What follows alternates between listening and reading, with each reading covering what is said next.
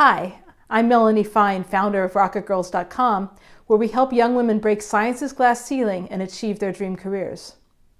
The way I see it, there are 10 traits that Rocket Girls must have to launch them in a scientific career, whichever field such as biology, medicine, chemistry, physics, geology, astronomy, and engineering.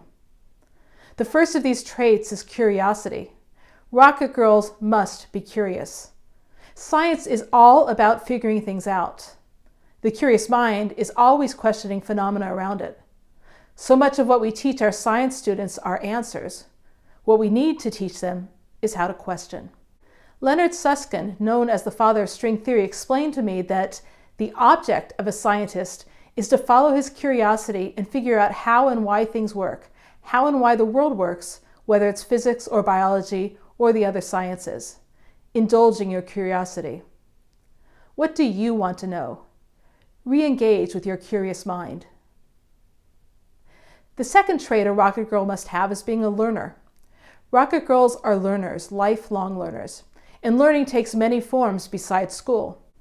In my interviews with scientists, many of whom are Nobel Prize recipients, I discovered that they read voraciously, not just books about science, but books about everything.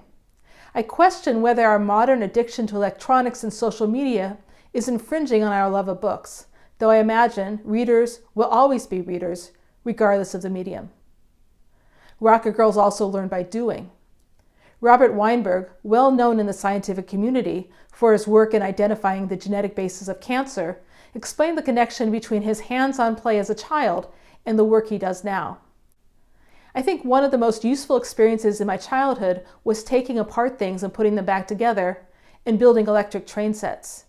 Things like that, because that fascinated me in terms of understanding how complicated systems were put together from different working parts, which is ultimately what a molecular biologist figures out, albeit on a different scale. Though many girls don't identify with remote-controlled cars and electric train sets, this is just one avenue of entry into science and math. Margaret Wertheim, science writer and founder of the Institute of Figuring in Los Angeles, has shown us that hands-on expressions of science and math are not limited to traditional boy toys. Take, for instance, her international project, the Crochet Coral Reef, in which women crochet hyperbolic surfaces to simulate the forms that corals, sponges, and kelp take. Being observant is the third trait of a Rocket Girl scientist. A precursor to questioning is observing the world around you. My son, when he was only 3, asked me, getting out of the car, "Is that the parallax effect?" "What are you talking about?" I asked him. "That the moon stays in the same place even while we're driving." While I was rushing to get him to preschool, he was observing the world around him.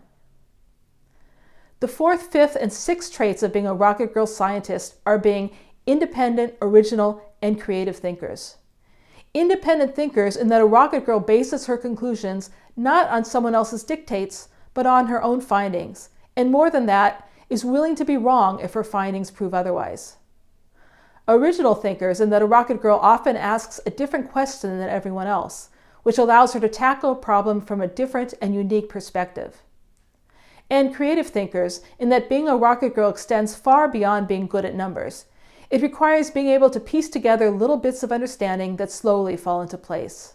A Rocket Girl observes the world around her, asks good questions, develops experimental protocols to answer those questions, and analyzes and interprets experimental results into a more cohesive understanding.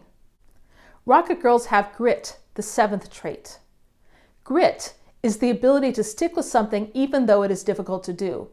We are so afraid these days of letting our children fall that we don't allow them to develop this most important of traits. In fact, grit is the #1 indicator of both academic and career success. Do you change classes when they seem too difficult, or you're not getting the grade you want, or do you do whatever it takes to master the material? Of course, along with grit is the eighth trait, the willingness to fail. Rocket Girl scientists must be willing to be wrong, to struggle and sometimes not get the answer they seek. Especially with science, sometimes the growth and the learning is in the struggle itself. What did you learn from failing? What did you learn not to do? The ninth trait of a Rocket Girl scientist is being a good collaborator and communicator. Science in the 20th century is getting ever more collaborative due to the ease with which we can work with others around the globe, the rising cost of research equipment, and that much of science these days is at the intersection of many of its branches. The role of communicator is arguably more important, especially with the general public. Science is often too complicated for many of us to understand, and yet it is so important in determining policy for the next generation. Scientists need to better communicate their findings so that the public is better informed to make and/or vote on these critical decisions.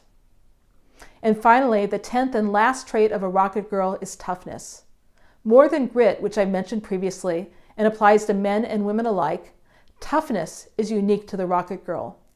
As women scientists, we face a lot more scrutiny, a lot more restrictive hiring practices, and unwelcoming workplace environments.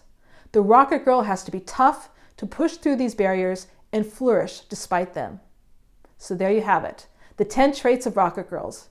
Do you have all of them? Some of them? Want to learn more? Go to rocketgirls.com.